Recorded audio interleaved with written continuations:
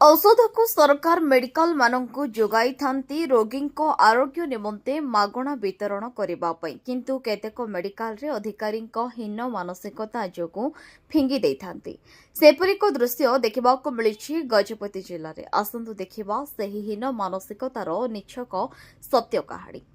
गजपति जिला मोहना गोष्ठी स्वास्थ्य केन्द्र गोदाम गृह पार्श्व सरकारी परित्यक्त घर और बाहर कुढ़ कुढ़ औषध पड़ा देखा मिली।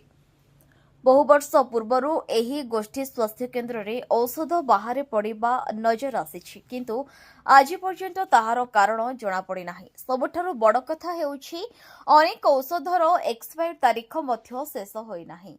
एही औषध गुड़िक प्रायतः मलेरिया रोग पई दिया जाउथबा जना पड़िछि।